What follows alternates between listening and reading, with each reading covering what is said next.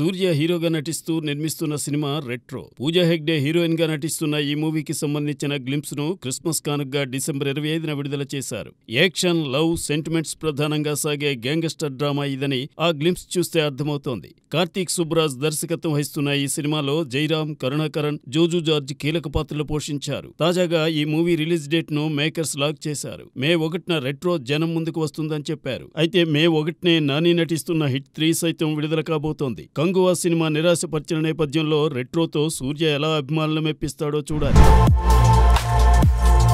బెల్లంకొండ సాయి శ్రీనివాస్ హీరోగా లూధీర్ బైరెడ్డి తెరకెక్కిస్తున్న చిత్రానికి హైందవ్ అనే పేరు ఖరారు చేశారు. గత కొంతకాలంగా ఈ చిత్రానికి ఇదే పెట్టే ఛాన్స్ ఉందనే వార్తలు వస్తున్నాయి. సాయి శ్రీనివాస్ నటిస్తున్న ఈ 12వ చిత్రాన్ని మహేష్ చందు నిర్మిస్తున్నారు. సంయుక్త హీరోయిన్ గా నటిస్తోంది. 400 ఏళ్ల నాటి దశావతార ఆలయం నేపథ్యంలో ఈ సినిమా రూపుదిద్దుకుంటోంది. తాజాగా విడుదలైన టైటిల్ అనౌన్స్మెంట్ టీజర్ చూస్తే గూస్ బంప్స్ రావడం ఖాయం. దేవాలయాన్ని అసురగణం ఆక్రమించుకోవాలని ప్రయత్నించినప్పుడు దశావతార మూర్తులు కథానాయకుడి ఆలంబనతో ఎలా వాటిని తిప్పికొట్టారనేది ఈ టీజర్ లో కనిపించింది. లియోన్ జేమ్స్ నేపథ్య సంగీతం, విఎఫ్ఎక్స్ ఈ టీజర్ కు మెయిన్ హైలైట్ గా నిలిచాయి. మూవీ మీద అంచనాలను ఈ టీజర్ భారీగా పెంచేసింది.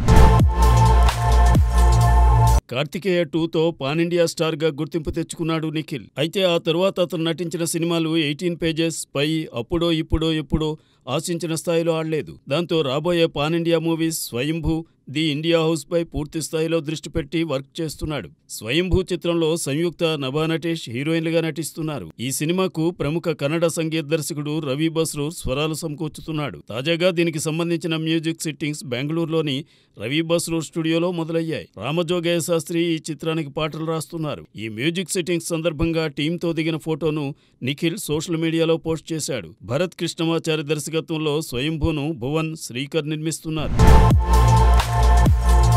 South Indian star heroine Nayanthara case ఇంకా ఒక కొలిక్కి రాలేదు. నయనతార బియాండ్ ద ఫెయిరీటేల్ పేరుతో నయనతార, ఆమె భర్త విఘ్నేష్ శివన్ నెట్ఫ్లిక్స్ కు ఓ డాక్యుమెంటరీని రూపొందించారు. దీనికి గాను వారికి ఏకంగా 25 కోట్ల పారితోషికం లభించిందనే వార్త కొంతకాలం క్రితం చక్కర్లు కొట్టింది. అయితే అందులో తన అనుమతి లేకుండా తన చిత్రానికి సంబంధించిన క్లిప్పింగ్స్ వాడుకున్నారని, దానికి గాను 10 కోట్ల నష్టపరిహారం చెల్లించాలని ధనుష్ కోర్టుకెక్కాడు. ఈ నెల 8లోగా సమాధానం చెప్పమంటూ కోర్టు నయనతారను ఆదేశించింది. అయితే తాజాగా నయనతార డాక్యుమెంటరీలో సినిమా క్లిప్పింగ్స్ ఏవి తాము వాడుకోలేదని, షూటింగ్ సమయంలో తాము వ్యక్తిగతంగా తీసుకున్న విజువల్స్ మాత్రమే వాడామని తెలిపింది. దీంతో కేసును తదుపరి విచారణకు జనవరి 22కు వాయిదా వేశారు. అయితే ఇంకా ఈ విషయాన్ని సాగదీయకుండా ఇద్దరి వాదనలకు ఆ రోజుతో ఫుల్ స్టాప్ పెట్టాలని జడ్జి ఆదేశించినట్టు తెలుస్తోంది. మరి నయన్ వాదనపై ధనుష్ లాయర్లు ఎలాంటి సమాధానం ఇస్తారో చూడాలి. ఇదిలా ఉంటే జవాన్ మూవీతో బాలీవుడ్ లోనూ విజయ పతాకాన్ని ఎగురవేసిన నయన్ ప్రస్తుతం తమిళ, మలయాళ చిత్రాల మీదనే దృష్టి పెడుతోంది.